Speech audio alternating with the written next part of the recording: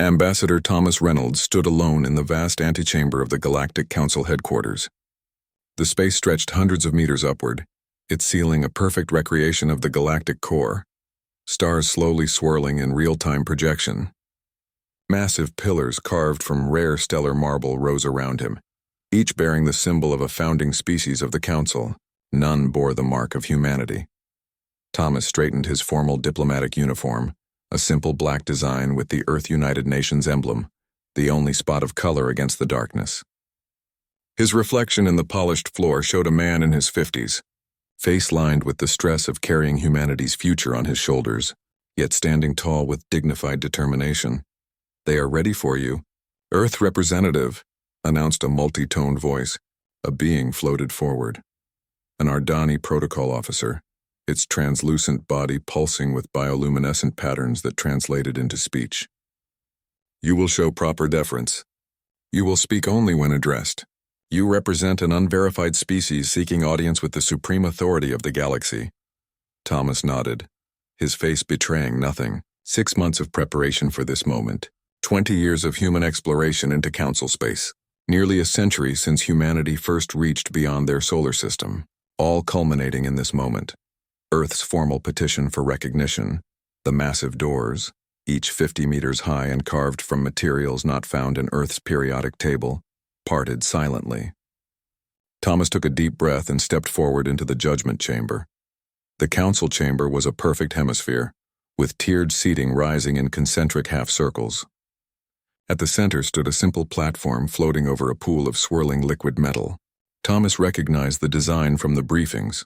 The metal was psychoreactive, responding to deception or hostile intent with violent turbulence. Hundreds of alien representatives filled the chamber. Some were vaguely humanoid, others defied categorization.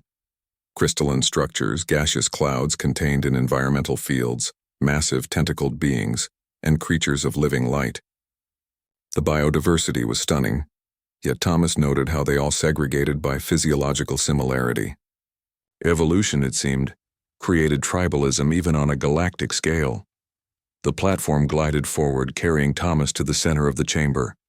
Above him, on the highest tier, sat the 7 High Counselors, the ruling representatives of the oldest spacefaring civilizations. "Earth seeks recognition," announced High Arbiter Voss, his translucent blue skin pulsing with formal patterns. His voice needed no translation.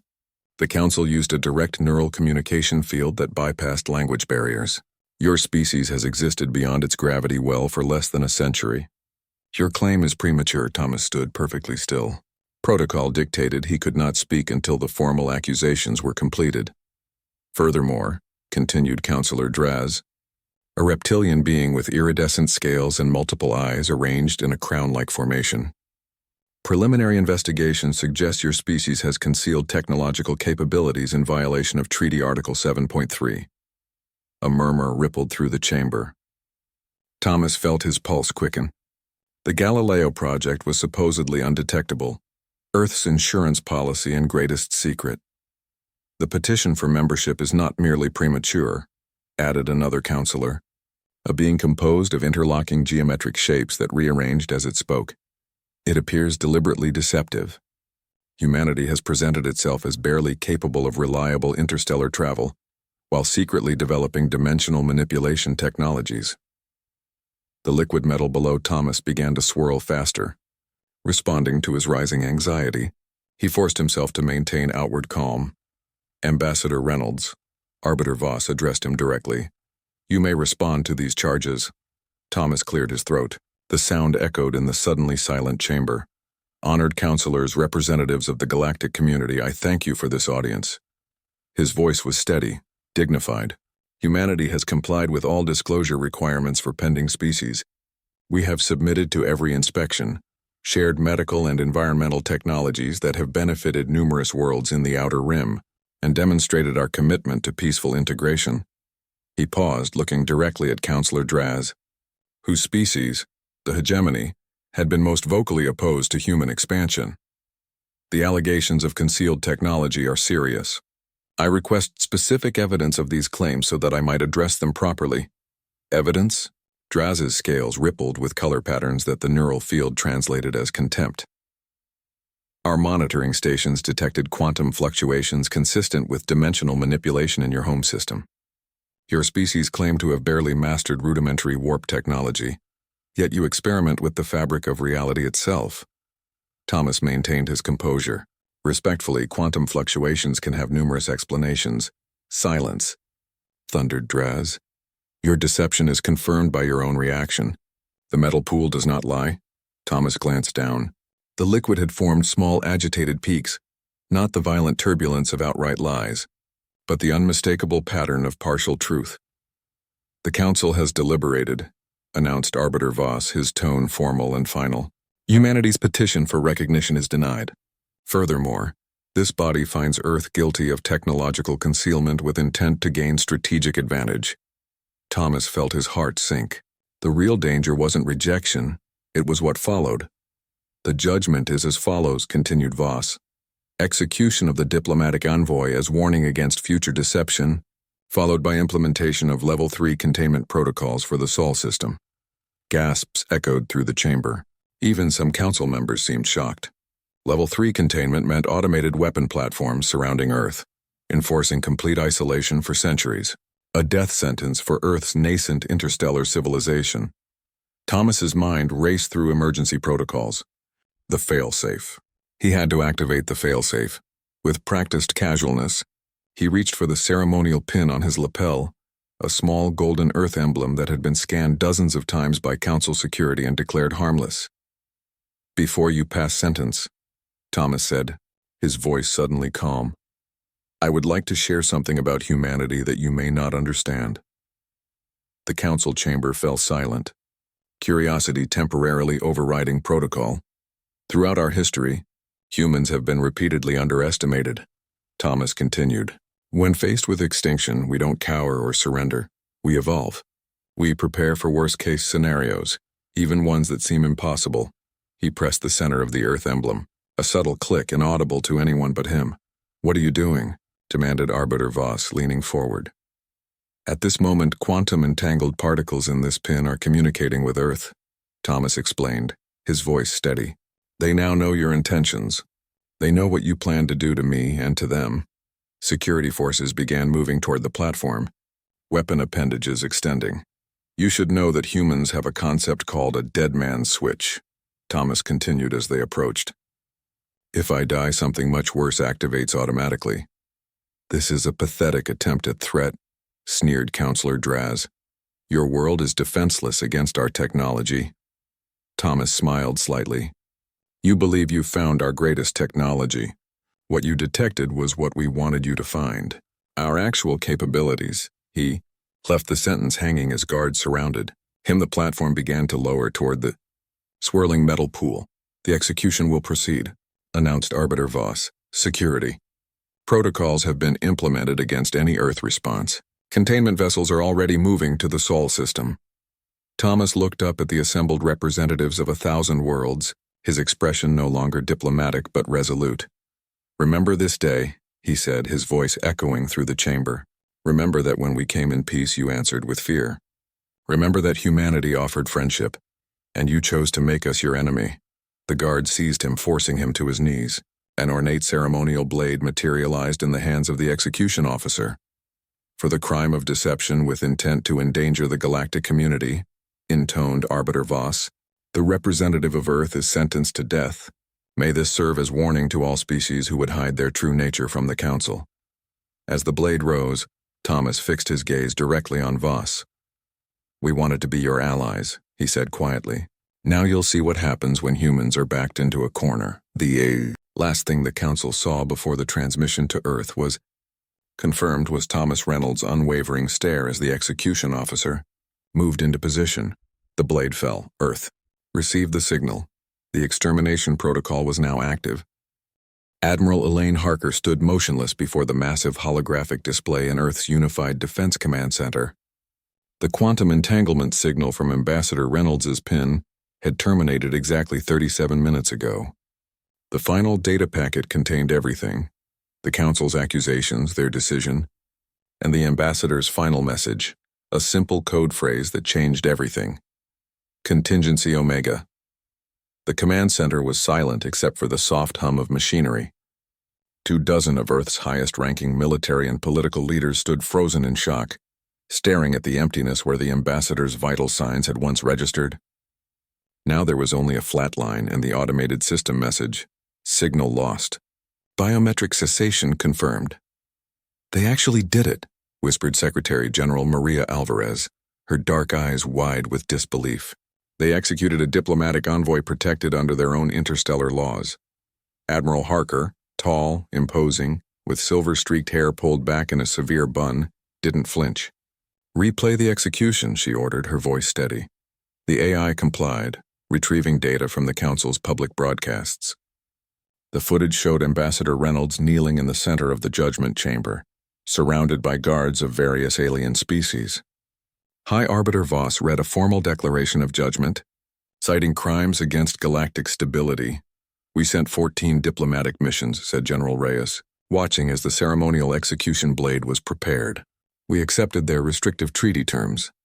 We shared medical technologies that saved billions across their worlds." The footage continued. Reynolds was given a final statement.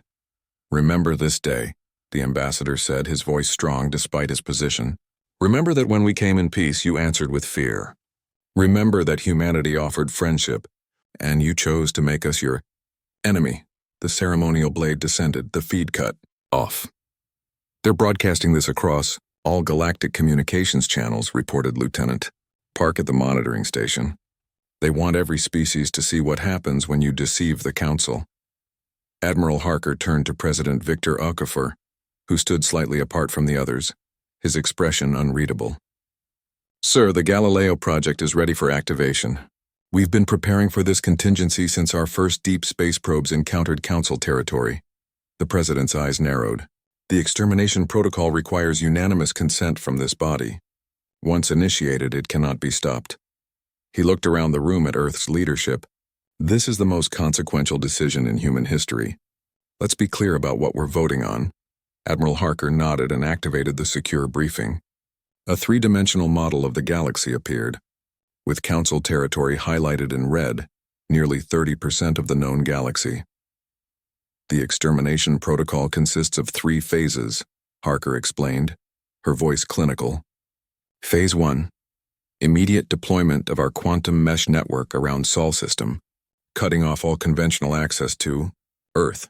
This will prevent any Council vessels from implementing their containment protocols." The display showed a web-like structure surrounding Earth's solar system. Phase 2. Activation of the dimensional slip technology to relocate key military assets outside normal spacetime, making them undetectable and immune to Council weapons. Several points of light detached from Earth and disappeared from the standard visual spectrum, reappearing as ghostly outlines. Phase 3. Systematic deployment of dimensional inverters at strategic locations throughout Council space. Hundreds of small points of light spread across the red territory. "And the result?" asked the Secretary of State, his voice barely audible. "Total collapse of the Council's civilization," Harker replied without emotion. "Not through conventional warfare, but by selectively altering dimensional constants in their territory. Their technology will fail, their worlds will become uninhabitable. It will appear to be a natural cosmic phenomenon." Silence fell over the room as the implication settled in.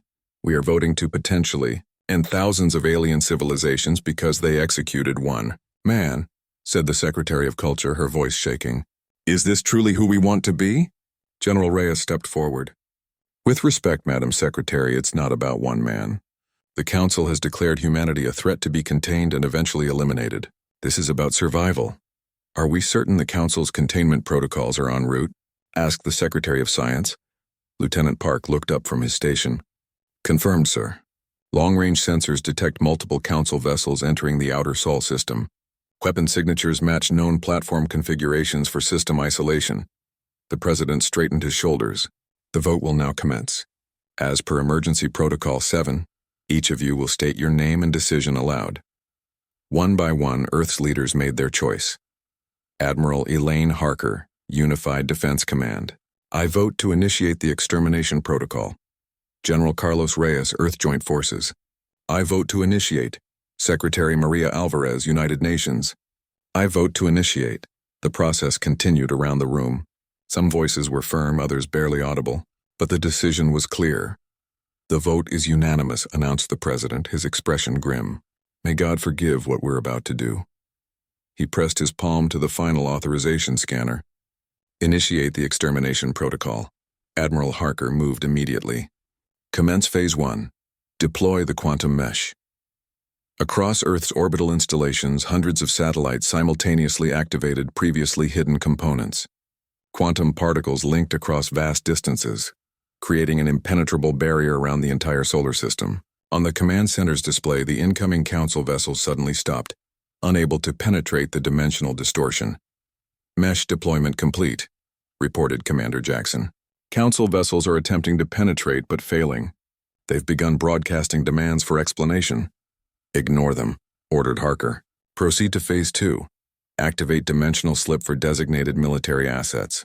Throughout the solar system, key defense platforms and vessels shimmered and partially vanished from normal space-time, existing simultaneously in multiple dimensional states, visible but untouchable by conventional weapons. Phase 2 complete, reported Jackson. All assets secure. Harker took a deep breath.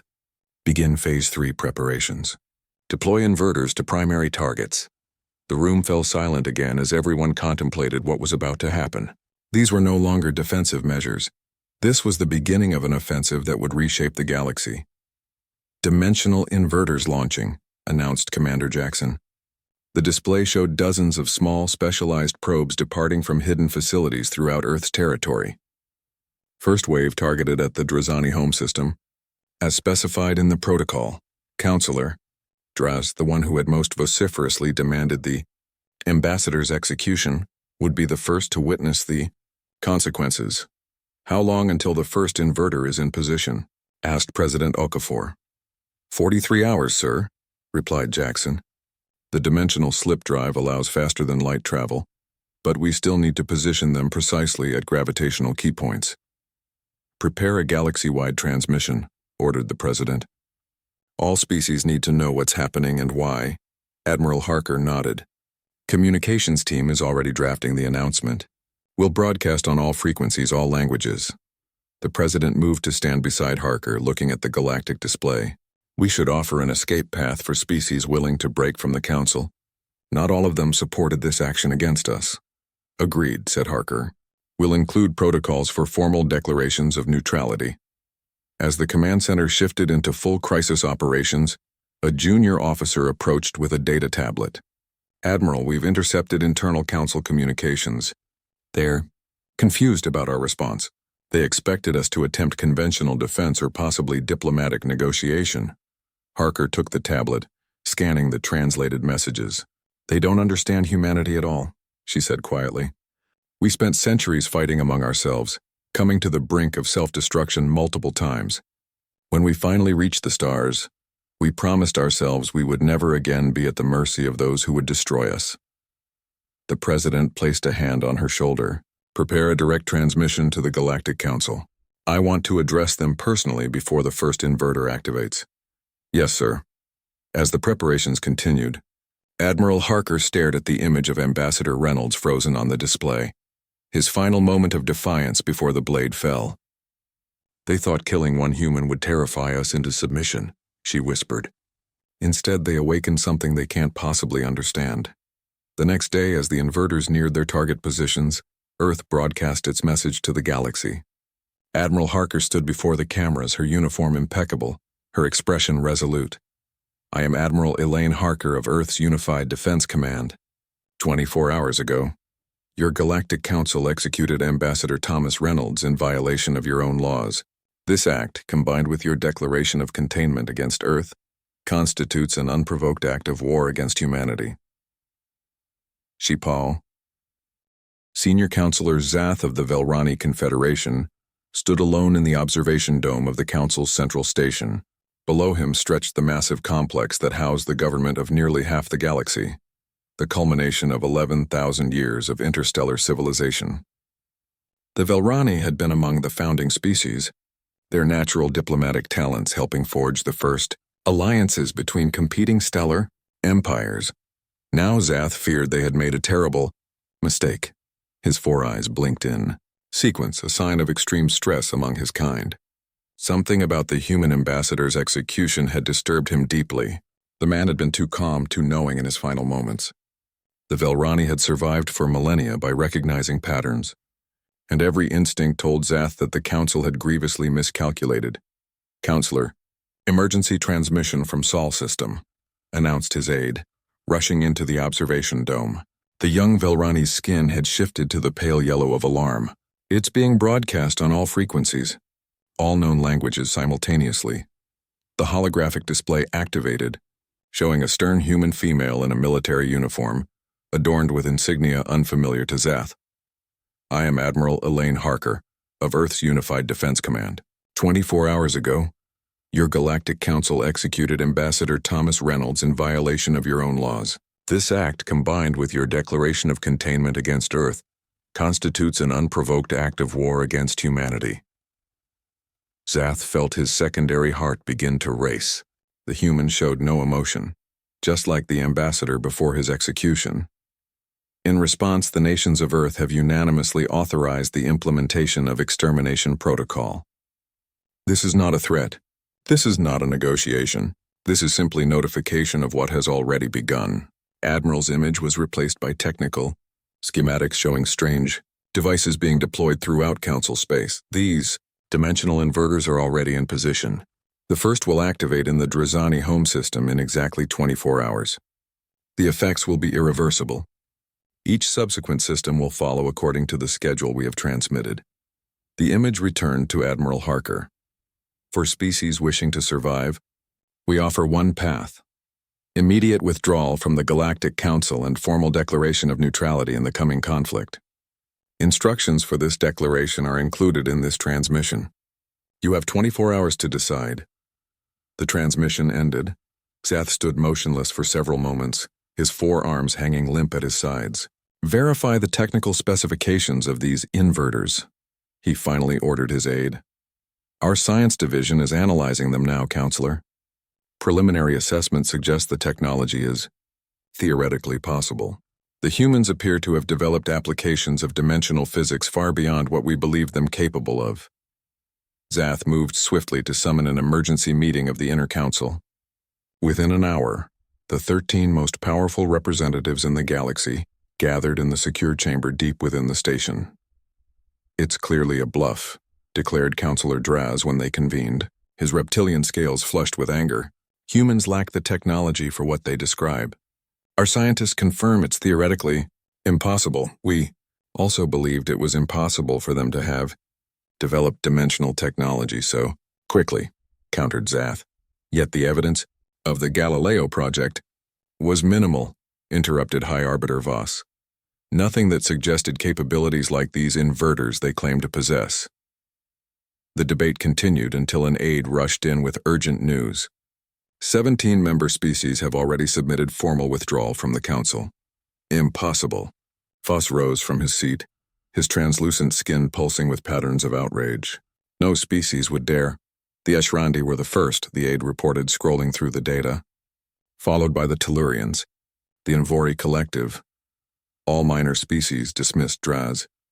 "Insignificant." "The Procyon Empire withdrew 10 minutes ago," continued the aide. The chamber fell silent.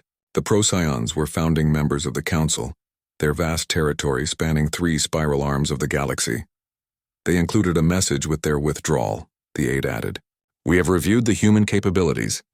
Their claims are legitimate. Save yourselves." Zath felt a chill travel down his spine. The Procyons had the most advanced scientific minds in the known galaxy. If they believed the human threat was real, summon the Procyon ambassador immediately, ordered Voss. "They have already departed, Arbiter." All Procyon diplomats and citizens evacuated the station 2 hours ago. Before the implications could be processed, the station's sensors detected a spatial anomaly forming near Counselor Draz's home system. The monitor showed a distortion in space-time, exactly as the humans had warned. "It's beginning," whispered Zath. In the heart of the Drazani system, aboard the High Command vessel Eternal Dominance, Fleet Commander Gravthul watched with growing alarm as the small human device barely larger than a scout ship, took position at the system's gravitational key point. Initial weapons fire had passed through it harmlessly, as though it existed partially in another dimension. "Increase power to the quantum disruptors," he ordered. "Target the device's energy signature." "No effect, Commander," reported his weapons officer. "The disruptors cannot lock onto the target." Gravthul slammed his armored fist onto the command console. "Deploy the containment field. Nothing leaves this system until that device is neutralized." As the Drazani fleet moved to surround the inverter, it activated. There was no explosion, no energy discharge, just a subtle ripple that spread outward from the device at impossible speed. "Status report," demanded Gravthul as warning signals blared across his command deck. "Unknown effects spreading throughout the system," reported his science officer, panic evident in her voice. "Dimensional constants are shifting. Local space-time fabric is changing." "Impossible," growled Gravthul. "Nothing can alter fundamental constants." "Drive systems failing," announced the engineering officer. "Weapons offline. Communications degrading." Across the entire Drazani system, technology began to fail as the basic rules of physics subtly changed. The ripple continued expanding, encompassing planets, moons, and stars on the Drazani homeworld. 3 billion citizens watched in horror as their technology failed, and their atmosphere began to change composition as molecular bonds altered under new physical laws. Back in the council chamber, the representatives watched helplessly as the Drazani system descended into chaos. Communications became sporadic, then ceased entirely. Sensor readings showed escalating anomalies spreading throughout the system. "We must evacuate their population immediately," urged Zath. "No vessel can enter the affected zone," replied the science director. "The altered dimensional constants prevent normal space travel. Anything entering simply stops working." Counselor Draz, whose species was now facing extinction, trembled with rage. "We must strike Earth directly. Launch everything we have. Our attack fleets report drive failures upon approaching Sol system," replied the military coordinator. "The humans have established some kind of dimensional barrier. Our weapons can't penetrate it." High Arbiter Voss, who had presided over Ambassador Reynolds' execution, sat in stunned silence. "Another inverter has activated in the core ward sectors," announced an aide. "The hegemony's primary shipyards are reporting critical failures in all systems. They're systematically dismantling our civilization," whispered Zath, "and we handed them the justification to do it." As the council debated their response, more member species announced their withdrawal. The exodus became a flood as the reality of the situation became clear. The humans possessed technology that could render entire star systems uninhabitable, and they were methodically using it against those who had threatened them. Aboard the UNS Harbinger, Captain Marcus Vega observed the dimensional inverter as it completed its work in the Drazani system. From conventional space, the device was barely visible, a small construct hovering at the system's gravitational key point. But its effects were catastrophically clear. "Inverter at full power," reported Lieutenant Commander Jackson. "Dimensional constants shifting exactly as predicted. Local space-time fabric is unraveling precisely within the calculated parameters." Marcus watched the sensor feeds with a mixture of awe and horror. The laws of physics were being selectively rewritten within a precisely calculated volume of space. Drazani ships attempting to flee found their drive systems failing as fundamental constants shifted. Their weaponry discharged harmlessly as energy propagation rules changed. "Sir, we're receiving thousands of distress signals," Jackson said quietly. Marcus nodded. "Record them all. Earth will want to know exactly what we've done here today." The Harbinger's mission was observation only. The inverters, once deployed, operated autonomously. Humanity had decided that witnessing the consequences of their decision was a moral obligation. "Captain, we're receiving a direct transmission from the council station," reported the communications officer. "It's on the emergency channel." "Put it through," ordered Marcus. The holographic display showed Senior Counselor Zath, his 4 eyes blinking rapidly in what the ship's AI identified as extreme distress. "This." Captain Marcus Vega stood on the bridge of the UNS Harbinger, his face illuminated by the eerie glow of dimensional distortion spreading through the Drazani system. The ship hovered at the safe perimeter, recording everything. History needed witnesses, even to its darkest chapters. "Inverter at full power," reported Lieutenant Commander Jackson, her voice barely a whisper. "Dimensional constants shifting exactly as predicted. The cascade has reached the inner planets." The main view screen showed the horrifying beauty of physics being rewritten. Stars shimmered with strange new colors as light followed different rules. Planets wobbled in orbits that no longer followed standard gravitational laws. The Drazani fleet, once the pride of the hegemony, drifted powerless, their technology rendered useless by subtle changes in electromagnetic propagation. "Sir, we're receiving thousands of distress signals," Jackson said, unable to maintain the professional detachment expected of an officer. Marcus nodded grimly. "Record them all. Every frequency, every language. Earth will want to know exactly what we've done here today." The Harbinger's mission was observation only. The inverters, once deployed, operated autonomously, altering dimensional constants in a carefully calculated pattern that spread outward from the gravitational key point. Humanity had decided that witnessing the consequences of their decision was a moral obligation. Someone had to remember. "Inverter moving to stage 2, announced the science officer. "Dimensional cascade accelerating." On the view screen, the distortion intensified. The Drazani homeworld, a blue-green jewel home to 3 billion beings, began to shimmer as atmospheric compounds reacted differently under altered physical laws. Cities visible from orbit flickered and darkened as power systems failed. "Calculate total casualty projection," ordered Marcus, his voice steady despite the weight in his chest. "Based on preliminary data and population distribution," responded the AI, projected casualties in the Drazani system alone. 7 billion sentients, with an uncertainty factor of 12%. The bridge fell silent. The number was incomprehensible. Nearly half of Earth's total population, erased in a matter of days as their world became uninhabitable. "Captain," said the communications officer, breaking the silence, "we're receiving a tight beam transmission from the edge of the system. It's a civilian transport requesting passage through our quarantine line." "On screen," ordered Marcus. The view screen shifted to show the interior of a crowded transport vessel. Hundreds of Drazani civilians were packed into a space designed for perhaps half that number. At the center stood a female Drazani, her scales dull with stress, clutching what appeared to be hatchlings. "This is Captain Vega of the UNS Harbinger," Marcus announced. "Identify yourself."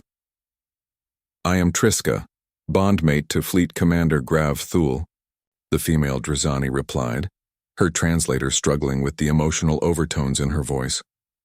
"Our vessel carries the last survivors from the southern continent. We request passage through your quarantine." Marcus felt the weight of the moment. These were not the council leaders who had ordered Reynolds executed. These were civilians, families, fleeing the apocalypse humans had engineered. "Stand by," he said, then muted the transmission. "Contact Earth Command. Request guidance on refugee protocols." As the message was sent, Marcus walked to the observation window, staring at the dying system.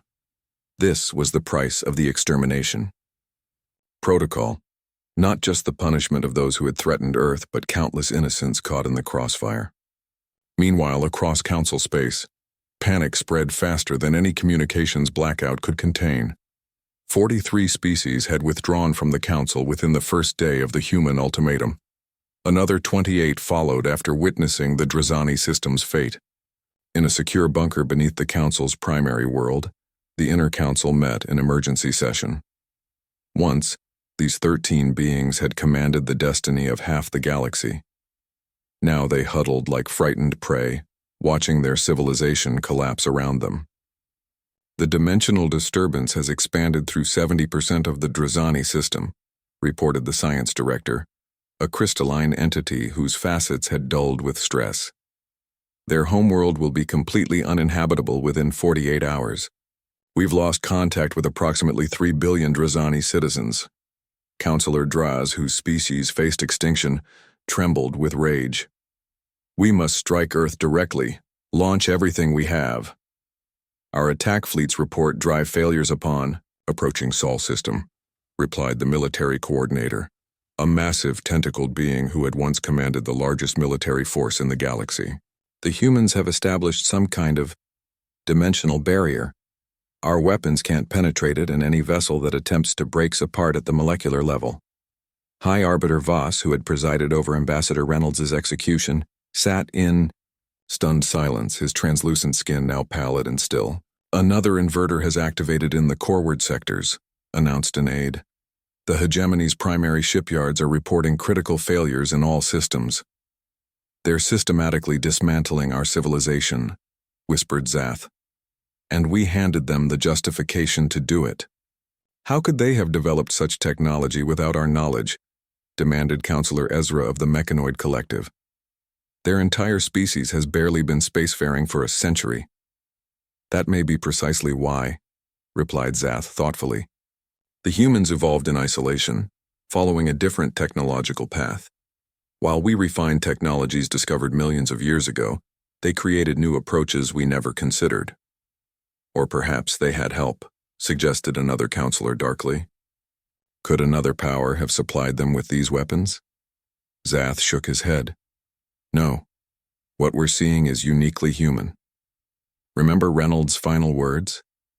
When faced with extinction, humans don't cower. They evolve. They built these capabilities because they feared us from the beginning. The debate was interrupted by an urgent communication.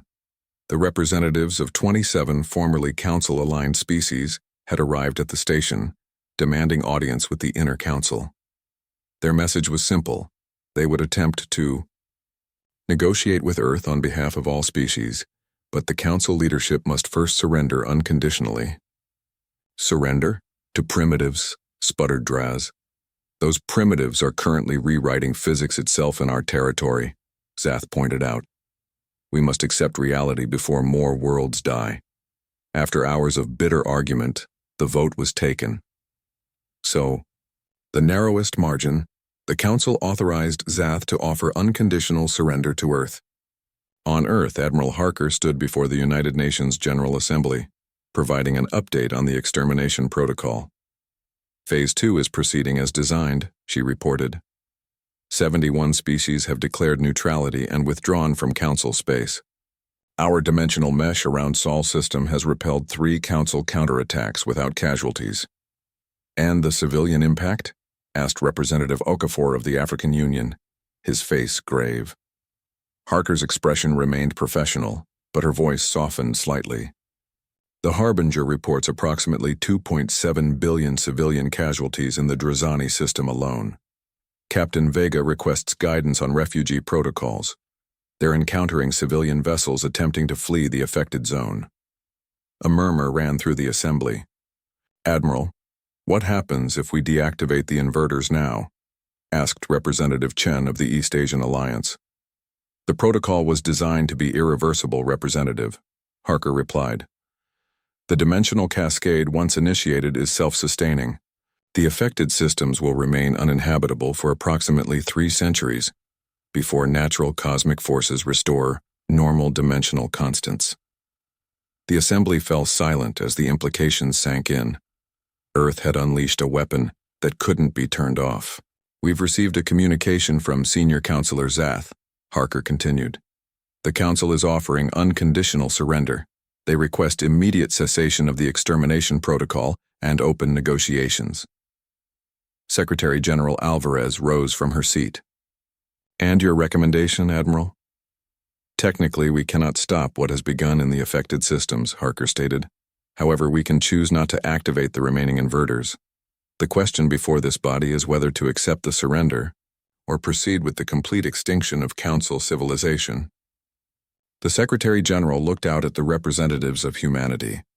We designed the protocol in fear of extinction. Now we must decide whether we wish to be the exterminators we named ourselves to be. The debate lasted for hours. Some argued for complete implementation of the protocol, ensuring humanity would never again face the Council's threat. Others advocated for mercy, arguing that sufficient demonstration had been made. In the end, the vote was taken. By a margin of 27 votes, the Assembly chose to accept the surrender and halt further activations of the inverters. The remaining devices would be placed in secure storage, a permanent reminder to the galaxy of humanity's capacity for retribution. Secretary General Alvarez addressed the emergency session. Let the record show that humanity chose restraint when absolute power was in our grasp. We will accept the Council's surrender under the condition that all 5 years after the execution of Ambassador Reynolds, a new interstellar assembly convened in the neutral territory of Proxima Centauri. The massive station, named Unity, hung in space like a gleaming silver flower. Its design a deliberate departure from the imposing architecture of the former Council headquarters. Where the Council station had projected power and authority, Unity emphasized openness and cooperation, with vast transparent sections that revealed the stars beyond.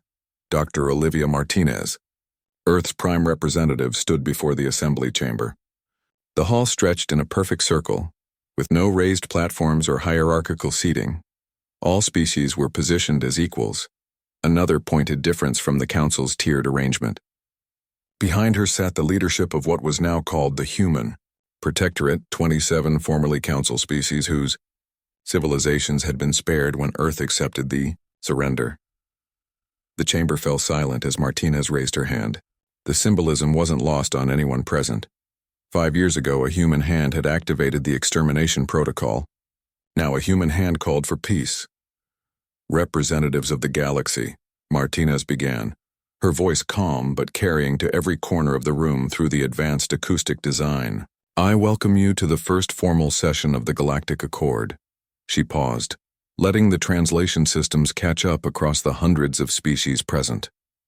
5 years ago, most had never heard of humans. Now no species in the galaxy was unaware of Earth and its capabilities. The dimensional damage to the 12 affected systems has been contained, she announced. Though these regions will remain uninhabitable for approximately 3 centuries, I'm pleased to report that we've successfully relocated 94% of the affected populations to new homeworlds. The assembly received this news in somber silence. Everyone present understood the terrible power humanity had wielded, and the restraint they had, ultimately shown by halting the protocol before complete extinction of their enemies. The rehabilitation program continues for the remaining 6%. Currently housed in transition stations throughout neutral space, Earth remains committed to ensuring that no sentient being suffers permanent displacement due to the conflict. A delegate from one of the newer spacefaring races raised a questioning appendage. Query: what of the dimensional technology that caused this devastation? Has it been destroyed? Martinez shook her head. The inverters have been secured, not destroyed.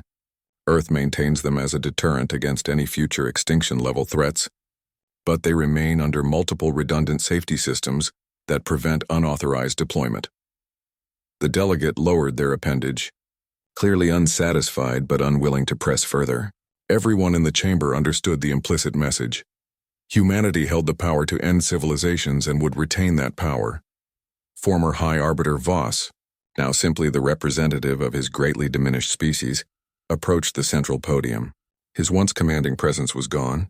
His translucent skin no longer pulsed with the confident patterns of authority, but instead showed the muted colors of humility. I stand before you as the one who ordered the execution that triggered this catastrophe, he said, his voice carrying the neural signatures of genuine regret. My fear of human potential led me to commit an act that nearly destroyed our galaxy's civilization. He turned to face Dr. Martinez directly. The question that haunts us all, that divides opinion across 1,000 worlds. Did humans develop the extermination protocol before or after we executed your envoy? A murmur ran through the assembly. It was the question every species wanted answered. Had the humans been preparing for war from the beginning, or had the Council's actions forced their hand? Dr. Martinez allowed a long pause before responding. Ambassador Reynolds carried a quantum entanglement device, nothing more. When his signal terminated, we knew he had been executed. Everything that followed was the implementation of contingency plans developed over decades, since our first deep space probes encountered evidence of the Council. You anticipated our hostility. Foe stated, not quite a question. We anticipated all possibilities, Martinez corrected. Humanity survived on Earth by preparing for worst-case scenarios. When we looked to the stars, we did the same. She activated a holographic display showing thousands of dimensional inverters in storage. The Extermination Protocol was one of 17 contingencies developed to ensure human survival in case of extraterrestrial threat. We hoped never to use any of them. The assembly fell silent as the implications became clear. The humans had been ready for war before first contact was ever made. And the other 16? Asked a representative from the former Council's scientific division, unable to contain their curiosity despite the tension. Martinez smiled slightly. Some have since been deemed unnecessary. Others remain in secure storage. One, Contingency Aurora, has been adapted for the Dimensional Restoration Project in the affected systems. She deactivated the display. Today, however, we focus not on past weapons but on future cooperation.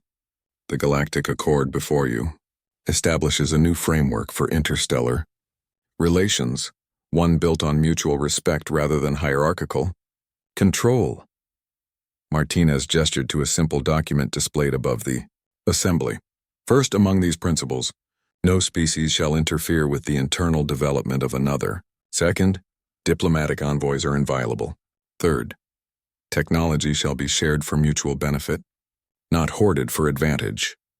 As representatives began to signify their acceptance of these terms, a representative from a newly spacefaring species rose from their position. How can we trust humans to abide by these principles, they asked, when you developed weapons capable of unmaking reality itself? When you concealed your true technological level from the beginning? Dr. Martinez did not immediately respond. Instead, she looked to Admiral Harker, who sat among the Earth delegation. The Admiral gave a nearly imperceptible nod. The inverters were never weapons, Martinez finally said. They were tools designed by humans who understood that the laws of physics are more malleable than most species realize. She activated another display, showing theoretical models of dimensional manipulation. We've since developed methods to reverse the dimensional damage, technology we will share under the Accord. Within 50 years, we believe the affected systems can be restored to habitability. Gasps echoed through the chamber. Restoration had been deemed impossible by the former Council's scientists. But more importantly, Martinez continued, Earth has chosen to share all dimensional technology with Accord members. No species should hold such power alone. That was the Council's mistake. They hoarded advanced technology among the founding species, creating inevitable imbalance and fear. She stepped down from the podium, approaching the center of the chamber. Humanity doesn't seek to rule. We seek to survive and thrive alongside peaceful civilizations. Those who threatened our existence learned what happens when humans are cornered. Those who join us in building this accord will discover what happens when humans are offered genuine alliance. The final protocol of the new accord was called the Reynolds Doctrine. Any act of extinction-level aggression against a sentient species would be met with unified response from all Accord members. The doctrine explicitly included the provision that dimensional technology would only be deployed by unanimous consent, a direct acknowledgement of humanity's regret over the irreversible nature of the extermination protocol. As the Assembly concluded its first session, Dr. Martinez met privately with former Counselor Zath, who had been among the first to advocate accepting the human terms of surrender 5 years earlier. You could have exterminated every Council species, Zath observed, his 4 eyes blinking in the pattern that indicated deep contemplation. Why didn't you? Because the true test of power isn't in its use, Martinez replied, but in knowing when to stop using it. Humans have faced extinction-level threats throughout our history, sometimes from ourselves.